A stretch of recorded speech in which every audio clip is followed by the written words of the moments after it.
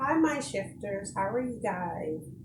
So yeah, I know this is my cleaning day. I'm gonna watch church online and then just clean up and sort of prep, my meals for the day.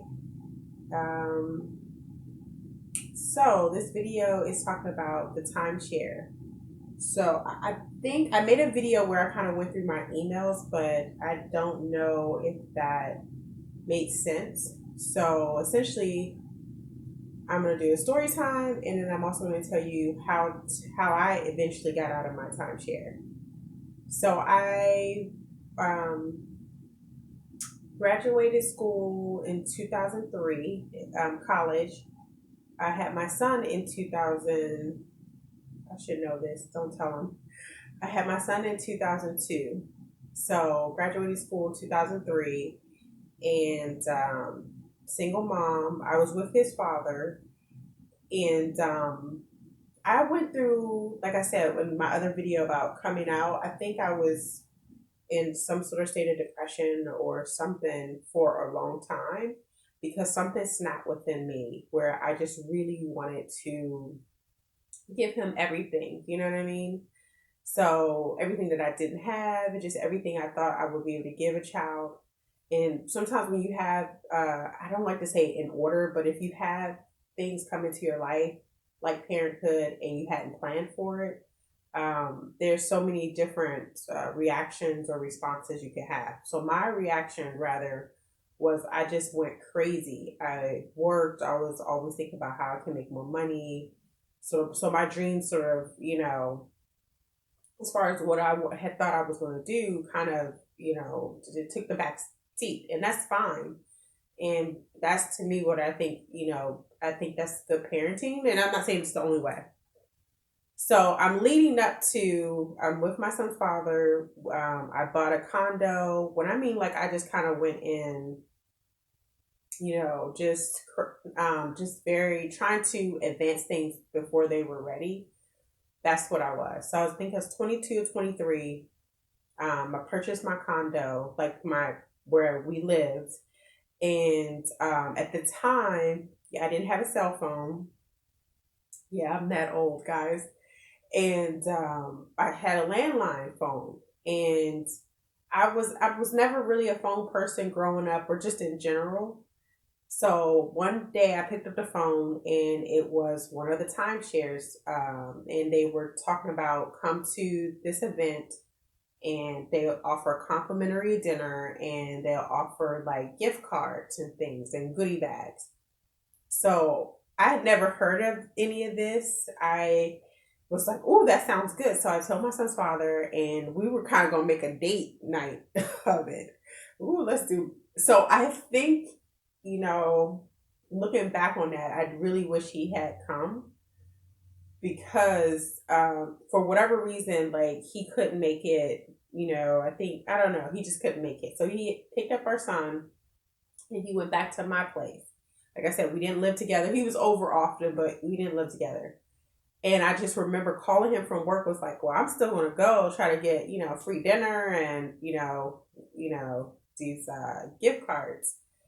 So I go and it was a really good presentation. It was in Alexandria, Virginia. And it was the Wyndham there. I don't even know if it's still located. And we go and it was just, really nice. It was mostly couples.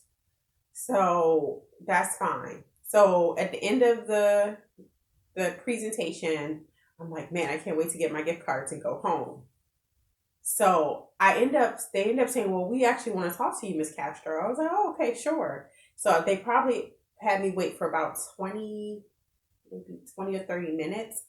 And at that time, I'm kind of getting antsy because my son's father had took the train out and or the metro out, and I still had to go get my car and then drive home. So I was, kind of looking at the time. So they end up pairing me, and this is what I want to say. I'm not saying that I take the choice of getting a timeshare, but to me, this is my humble opinion. It's like predatory. And maybe I'm using the wrong words. Again, I'm not trying to take accountability for my choices. Is I just, what they did, now that I look back on it, they had me paired with this young guy. And it wasn't, I didn't think they were trying to pair me with a young guy because he was attractive. In my mind, because I had talked about my son a lot, he kind of was talking about how his family took him on vacations. Do you all get where I'm going with? So I started to say, man, I want to take my son on vacations. And he, had a single mom and different things like that. So I was there for, I mean, we walked through the different, really kind of walked through the Wyndham down at Alexandria. And, and then later when I was still kind of hesitant, I'm like, well, yeah, I would like to go home and think about it. And this is how they get you. Well, if you leave, we can't give you whatever deal. And anytime you hear that, then that's not for you. And for some of you guys watching this video or this kind of story time, and it's not for you, then there's so many other videos to watch. My channel hopefully is to chronicle my experience and where I am in life, and also to help people. So I want to help someone. And hopefully we're in the COVID pandemic and people are starting to see like the whole issue with like, income gap, wealth gap, and just trying to survive, that no one's buying any timeshare. I don't even know if the business is still around, but I do want to prevent someone that if, anytime, if you're at a car dealership, if you're at anywhere, and they tell you that if you don't take the deal right now, that it's not available, then walk away. That's my advice. I can't make you do that, but that's my advice. Anything where you can't think about it, and you're going to see this theme of my life, like, I hadn't figured it out until now or until a few years ago, because I had made a mistake years, almost a decade later, with another decision, poor decision. But anyway, so I was kind of on the fence, going back to this the story time. I was kind of on the fence with the young guy, but I was in my mind, I was envisioning my son, and just going and traveling the world with him.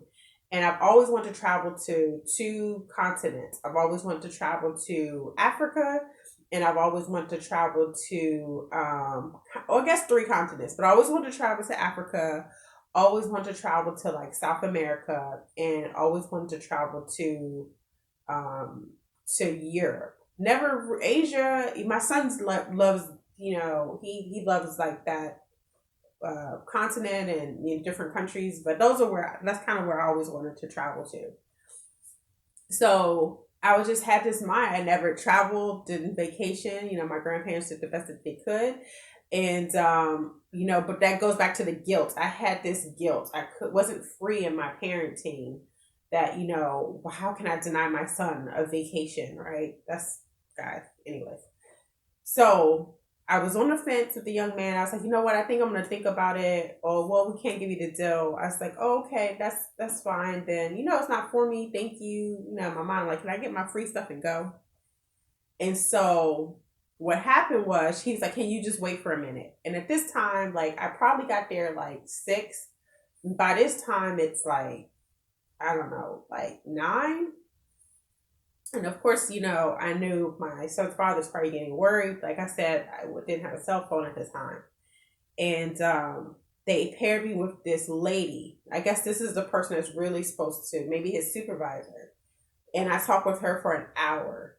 And it was a single mom, supposedly. I mean, I don't want to say, but she took out these pictures with her son. And they were just over the years, them traveling the world. And it was just so, like, I was like, oh, that could be me and Eric. And I eventually signed with her, like, after that hour. And I don't know. I just had a sense of, like, well, that could be us. Now, that tells you a lot about people that I said they're acceptable. So I have to look back on that time and think, there was something within me, or is there something in me where I can fall for certain things, or if it hits certain emotional strings, that I'll fall for it. So I have to be honest with you guys about that. And I'll be 40 in a few months, and I'm still growing as a person and things like that. So there was something within me where I was acceptable to that. And there was also the tactics I think that the company used to, they paired me up with a young man, again, not for romantic, because he's attractive, but okay, that could be my son, 15 years from now. And they also paired me up with, at the end, a single mother who had all these pictures of her son over, years. And so there was just kind of both things. There's like my emotional guilt and hope, wishes and dreams. So let me tell you, so I signed up for it.